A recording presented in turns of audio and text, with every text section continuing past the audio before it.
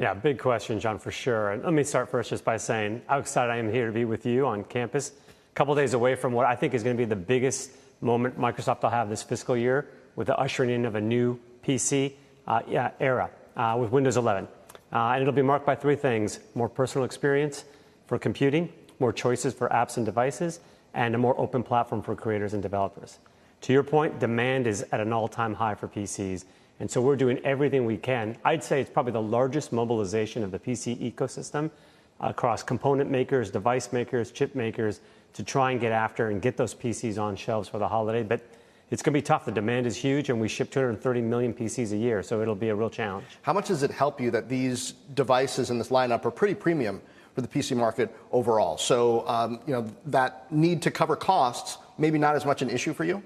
Well, it's definitely a challenge, broadly, but we will do well because we do well on the high end and the premium segment, in particular with Surface, but the PCs as a whole. So, economically, it's certainly a better business opportunity. But look, we'd love to fill the demand for all the customers who want those devices, and we're gonna do a lot. Even with Windows, we have over 1 billion people who use it regularly. We're going to make sure that we can upgrade those devices. So even if you buy a Windows 10 PC, because when a Windows 11 one's not there, we can upgrade your device with high certainty. Let's talk strategy as you grab the studio over here. I was really impressed with the studio desktop. You've now got a laptop as well. It moves, it transforms. I had Transformers as a kid. I love that stuff. So initially, the danger with the Surface lineup was you're competing with your OEMs. But Microsoft said, no, what we're really trying to do is raise the bar and get us out of this netbook malaise that was threatening to take over the whole PC market.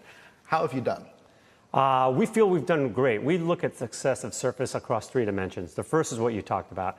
We want to inspire the ecosystem. We want to be able to build higher class, higher quality machines. Right now, we have the highest rated laptop of any device, higher than MacBooks. Okay. We pioneer new categories. You're holding an exciting new category of device in your hand there. That's a dual screen mobile phone, thinnest 5G product that's out there. 11 and sort of more pixels than an iPad 11. And then the thirdly is we think Surface is a business in its own right. And we've had great success. It's a big business. It's growing every year. For the last 4 years, double-digit growth. So we're feeling good about all of the areas. When you look at PC share in the premium segment, we've done well, and we think Surface has played a role along with our OEM partners. Well, let's talk. This is Duo 2, right? Yes, it is. Now, Duo 1, I was wondering if it was even going to launch based on what was happening last year and all the questions about what the consumer was going to do. But you've got 3 cameras in it now, some updates to the software and how the 2 screens work. What's the feedback you're getting? And what is success here? Because this isn't a mainstream competitor to Samsung or Apple, right? That's correct, John. It's still, I would say, in the niche category. It's designed for people who love the Surface product line and who use Android a lot. But it's been a sleeper early in the pre-orders. Already, we're seeing huge demand for it because we fixed the top things that people wanted. They wanted 5G, they wanted a better camera, and they wanted more screen to be able to dual task. It's really the only device that you can launch 2 apps at once and lets you do some incredible scenarios like take a picture, see the picture, read your email while you're on a conference call. Really powerful. We're seeing early demand. It's small in building, but we're excited about that one. I know you guys are probably hoping that this shift during the pandemic, this one shift is durable, which is that no more one PC for the whole house, right? Everybody's got to have one, right on down to the elementary school kids.